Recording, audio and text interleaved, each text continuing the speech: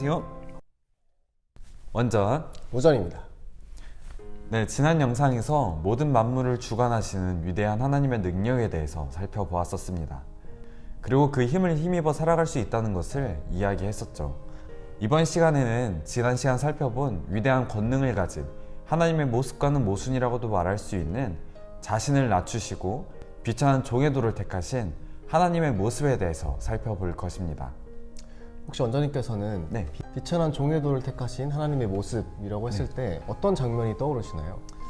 대표적으로 생각나는 게 예수님께서 제자들의 발을 씻기신 그 세족식의 모습이 생각이 납니다. 네, 맞습니다. 저자도 요한복음에서 나타나 있는 예수님께서 제자들의 발을 씻기시는 장면을 소개하고 있습니다. 먼저 살펴보자면 저녁 먹는 중 예수는 아버지께서 모든 것을 자기 손에 맡기신 것과 또 자기가 하나님께로부터 오셨다가 하나님께로 돌아가실 것을 아시고 저녁 잡수시던 자리에서 일어나 겉옷을 벗고 수건을 가져다가 허리에 두르시고 라고 말하고 있습니다. 예수님께서는 자신이 하나님이며 곧 다시 거룩하고 찬양받는 자리로 돌아간다는 것을 알고 계셨습니다. 그것을 알고 계신 예수님께서 다음으로 취한 행동은 바로 수건을 허리에 두르신 것입니다. 예수님께서 종의 자세를 취하셔서 제자들의 더러운 발을 씻겨줄 준비를 하신 것입니다. 그렇다면 왜 발을 씻긴다는 것이 비천한 종의 도를 택하셨다라고 이야기할 수 있는 걸까요? 이 부분은 목사님께서 설교하실 때 자주 설명해 주셨던 것 같아요. 유대인 문화에서 발은 부정함을 의미를 했습니다. 왜냐하면 그들의 발이 늘 모래먼지에 노출되어 있었기 때문에 발은 깨끗하지 못한 것, 부정한 것이라고 생각했고 그렇게 그들의 개념이 된 것입니다. 그렇기 때문에 그 당시 발을 씻긴다는 것은 천한 특성을 가지고 있었으며 그것은 노예의 몫이었습니다. 심지어는 유대인 노예에게는 하도록 요구되지 않았으며 이방인 노예의 몫이었습니다.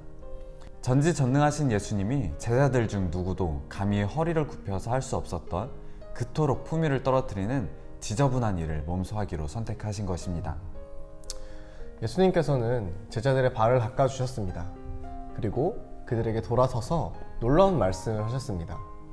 내가 너희에게 행한 것 같이 너희도 행하게 하려 하여 본을 보였노라. 예수님께서는 이제 그 수건을 우리에게 건네주신 것입니다. 저자는 이 부분에서 우리를 종의 도의 삶을 살라고 초대하신 그분께 감사해야만 한다 라고 말하고 있는데, 왜냐하면 그 길이야말로 영혼의 만족을 얻을 수 있는 유일한 방법이기 때문이라고 소개하고 있습니다.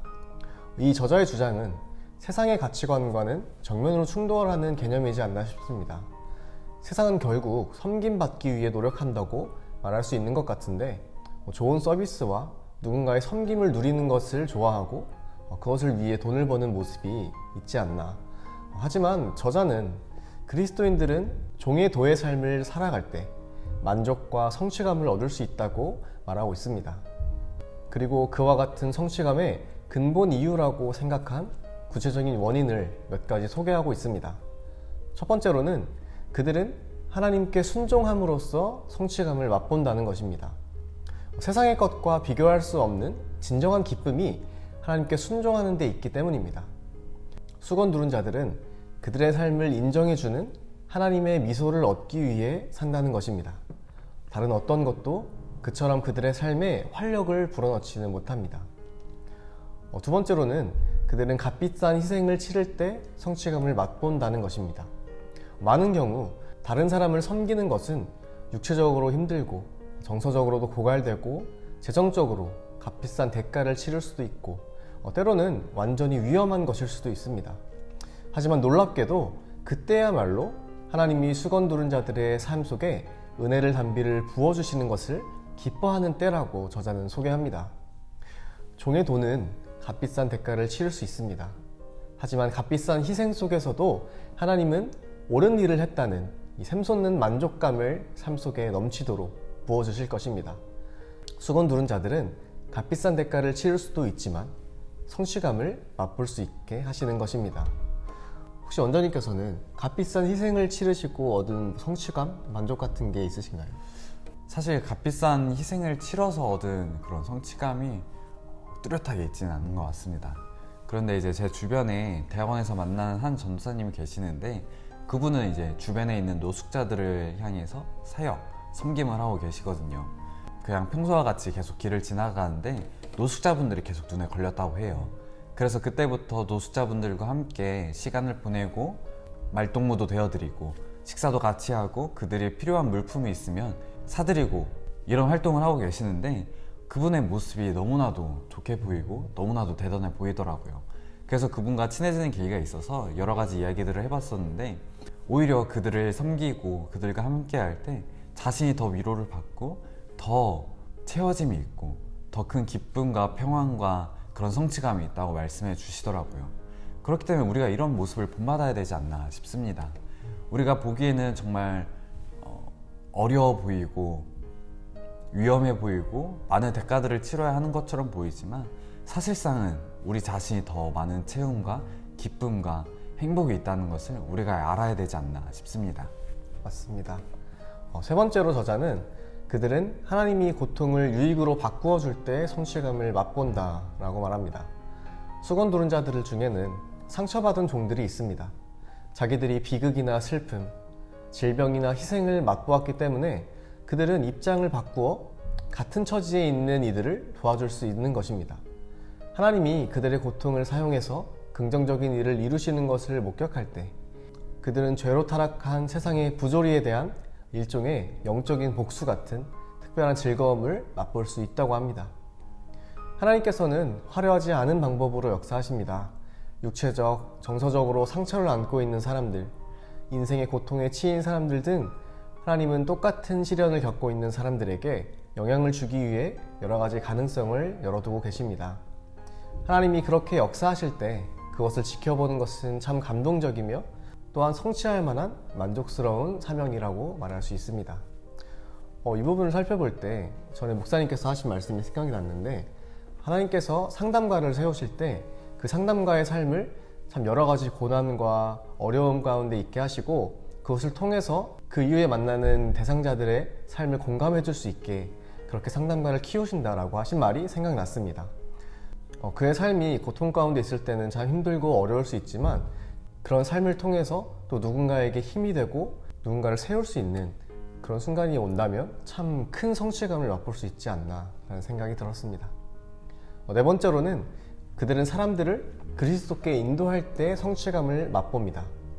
수건 두른 자들은 그들이 섬기는 사람들에게 자신의 삶을 통해 그리스도를 보여주고 그들이 처음으로 하나님께 마음 문을 여는 그 순간 가장 흥미진진한 스릴을 맛볼 수 있다고 합니다. 그들은 가치관이 바뀌고 인간관계가 회복되고 인격이 새롭게 변하고 우선순위가 재정립되는 한 사람의 인생이 혁명적으로 바뀌는 놀라운 광경을 지켜볼 수 있습니다. 그것이야말로 가장 큰 성취감이지 않을까요? 네, 이 부분을 살펴볼 때 이런 부분이 있기 때문에 전도에서 섬김이 굉장히 중요하다는 생각이 들었습니다.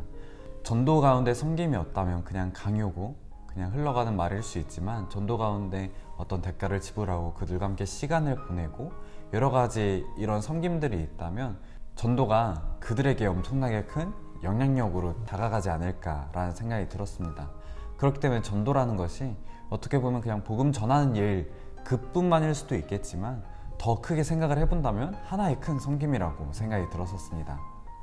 네, 마지막으로는 그들은 상급을 받는다는 하나님의 약속을 믿음으로써 성취감을 맛봅니다.